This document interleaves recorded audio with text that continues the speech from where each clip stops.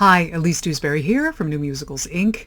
with the third in my little mini-series on collaboration.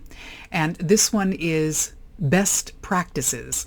So I want to talk just a little bit about the collaborative process itself and how to try to best maintain a good working relationship.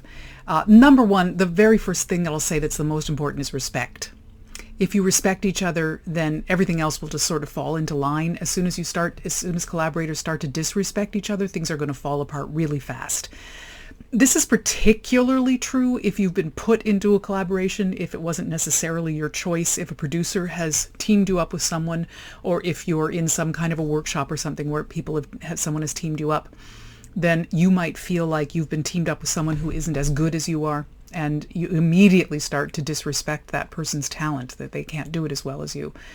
This will also happen in a longer term collaboration, one where you've chosen to work together, but circumstances you might reach a point where you think, man, if I were doing that part, I would just do it better, and you start to lose respect, and that is just a pathway to disaster. So I would really encourage you to maintain respect above all. In my last couple of sessions, I talked about how collaboration is like a marriage. So best practices in a collaboration are very similar to best practices in a marriage as well. Respect is the most important thing. I think the next most important thing is going to be the same for both as well. Communication. You have to stay in communication. The worst thing you can do and this is particularly true, it's a little less true in a relationship because, if you're living together, it's a bit harder to actually ghost someone. But if you're in a collaborative relationship with someone, it easily happens that you can just ghost them altogether. So you just don't stay in touch. You miss a deadline and you just don't respond. That's just the worst possible thing you can do.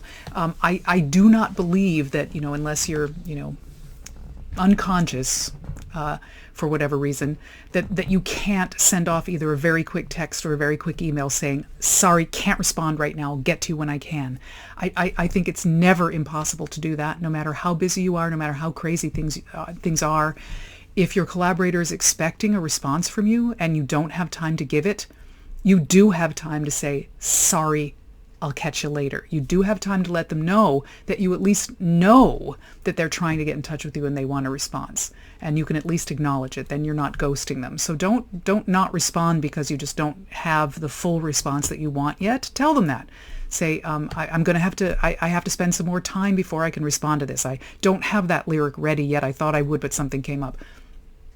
That's okay, but don't ghost them. That's just terrible. And communication is more than that too.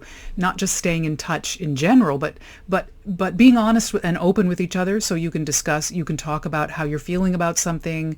That you can be honest with each other about when you think that you want something different from your collaborator. If you feel like the last lyric they sent you is not their best work. When you really admire someone and you really love their work, it should be really easy for you to say, this isn't your best work. I know you, and I know this isn't your best work, and I know you can do better. Let's talk about how to get it better. You should be able to be honest about that without it becoming argumentative or angry or difficult. Don't be a bully and don't be bullied. Don't be the kind of person who just tries to railroad your ideas over your collaborators and it's their job to just acquiesce. And don't be the one who just acquiesces. It should be a partnership. You should be, you should be able to stand up for what you want, but still be open-minded about what your collaborator wants, and never feel like it's always one person getting their way and the other person submitting. So really try to get that balance so that that's not happening. Don't do the other person's work for them.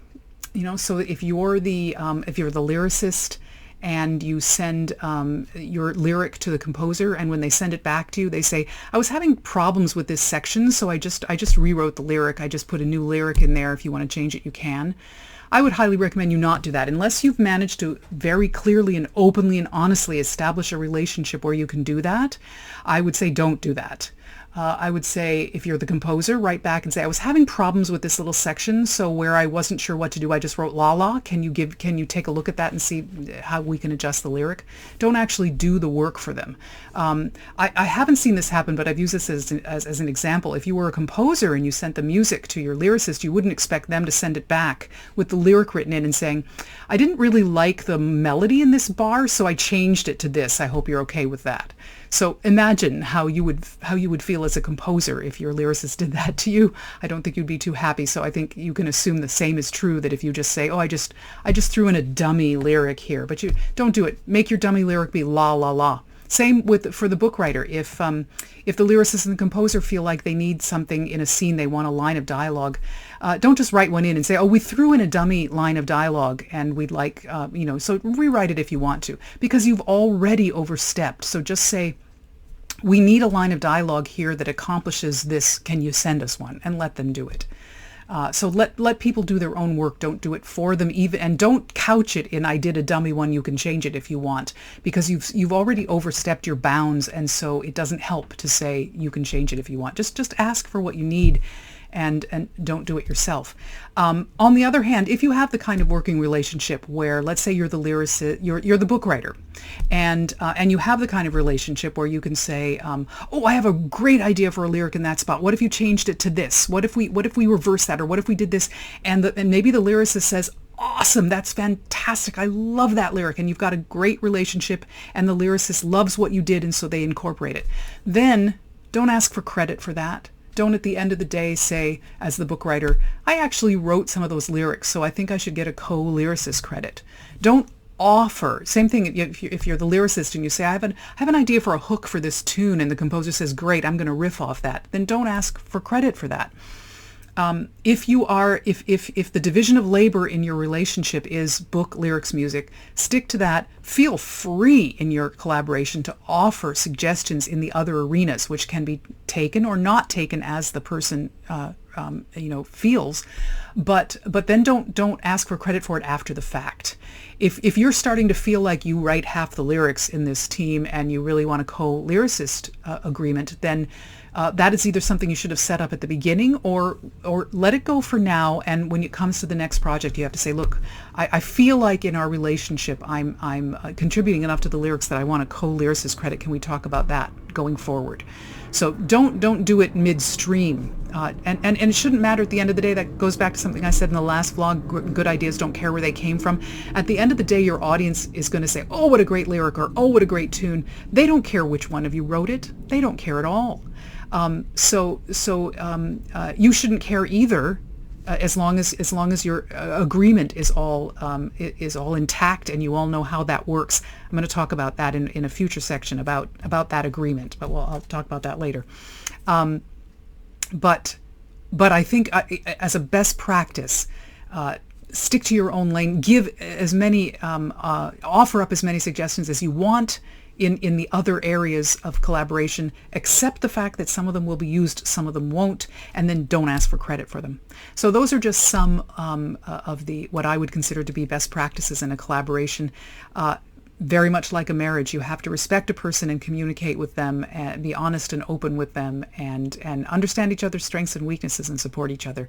And that's going to make for a good collaboration. So I wish you all many good collaborations, and I'll be back next month with another discussion about collaboration. Bye-bye.